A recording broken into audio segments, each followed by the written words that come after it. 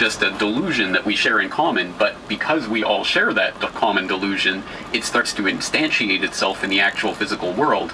But the difference between reality and non-reality is that reality is what remains when you, even if you stop believing in it. If we all stop believing in gravity right now, and the view is always better from my office. And if you want to dispute me on that point, by all means, go and try it. Of course, I don't want anyone to go and die, so please don't try it. But that is the thought experiment. We can all stop believing in gravity. It doesn't mean gravity doesn't exist. But if every single person in, for example, Japan, where I am right now, woke up tomorrow and stopped believing in the authority of the government and its ability to, for example, force people to pay taxes to fund its existence, if every single person in Japan stopped believing in it overnight, the government would cease to exist. It would not be there. Its functions would be completely eliminated. Its entire apparatus would be gone, because all it is that collective belief in the existence of governmental authority is what makes the government exist. So it is not real. It is not something that is truly there in the real world. And the implications of this point, which seem, I understand how this might seem like philosophical gobbledygook or something to some pragmatic-minded people out there, but it has very important implications. And so much of this governmental tyranny that we have experienced, and that I assume most of the people watching my reports are fighting against as well, it has such profound implications on what that fight even is, or how it proceeds, or why it exists in the first place. So again, this is a point that requires some articulation, so I think that there's an excellent visual parable that has been told about this, once again, that has been put together by Larkin Rose. So I'm going to share that with you right now, which is a YouTube video called The Tiny Dot, which some of you out there might be familiar with. If you're not, I strongly suggest that if you're listening to the audio of this podcast, that you go and watch the video of this, either on its own YouTube channel, or of course in the podcast that I'm presenting here, because it is a strongly visual parable. But at any rate, I hope you get the sense from the audio. So let's draw out some of the implications of this magical, mystical, superstitious belief that there is such a thing as government authority, and where that leads society, inevitably, by its very nature. Once upon a time, there were 100 million people. They had different interests, different beliefs, different occupations, but for the most part, they got along pretty well. Then one day, a gang of a few hundred people showed up. Need to zoom in some more to see them. I know they're there somewhere. Zoom in. There they are. Then we can actually out there agreeing with that clues that you disagree on. So if your life depends upon Santa Claus, magically invent a right for some death. Eventually, the throne got so. Once upon a time, there were 100 million. Exist. But if every single person in, for example, Japan, where I am right now, woke up tomorrow. Paying attention, his master said, yeah. When the day comes that we don't go to them, we don't protest, we don't vote, we just turn our backs on them and ignore them, that's how you get to freedom, and that's the only way you ever get to freedom, because as long as you are begging the master for his permission to keep what you earn or run your own life or make your own choices, you're not even free inside your own head. As long as you imagine you need legal permission to be free, you will never be free, which is why most of what I focus on is getting people to understand the authority you hallucinate into government is not real. They are a gang of thugs, and that is all. Stop calling their commands laws. It gives it legitimacy. They aren't laws, they're threats. They boss us around and hurt us if we disobey.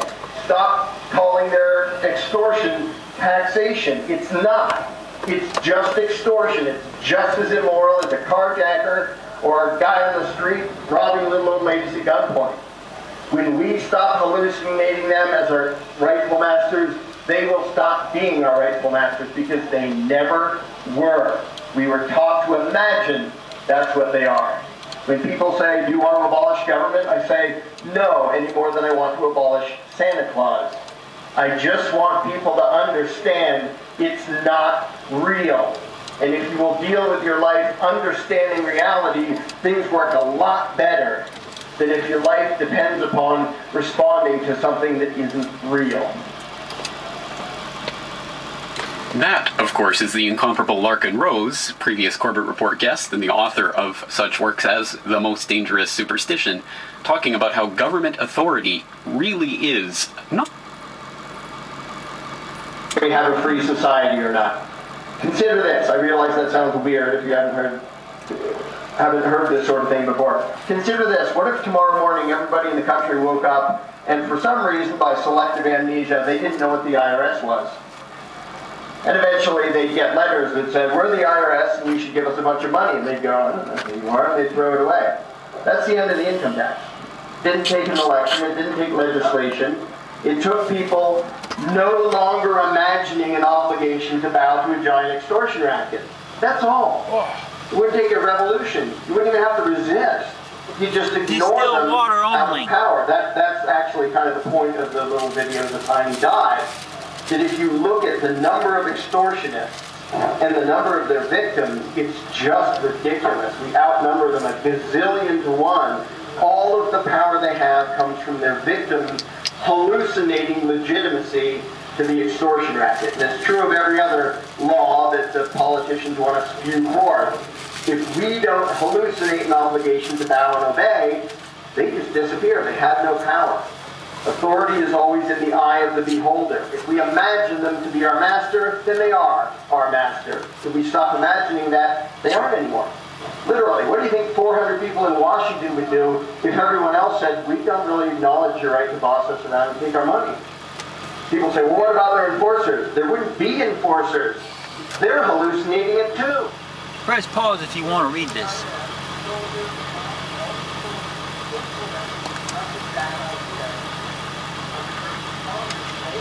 Take authority where there is none. You think congressmen are going to go door to door saying, you got to give us some money? No, they rely on their thugs to imagine authority where there is none. And then they rely on their victims to imagine it. Now, one or two people occasionally say, you don't have the right to take my money, you don't have the right to boss me around. In come the thugs, the very well. Now, Marine detailing hurricane prep.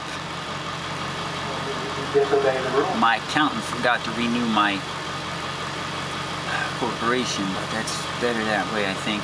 You can ignore any tyrant out of existence. Everything happens for a reason. If enough people understand the reality. So a lot of what I do is talk to minarchists and libertarians with a capital L and constitutionalists and try to get them to see that not only will the political process never achieve freedom, and it never has before. You want to point out an example anywhere in history, at any point in history, where voting has led to freedom, go for it.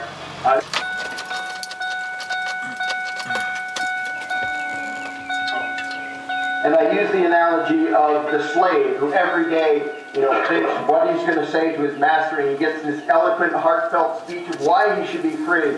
Every day he goes to his master and says, Master, here is why you really should free me. And he goes on for half an hour while his master isn't even paying attention. His master says, yeah, get back to work. That goes on.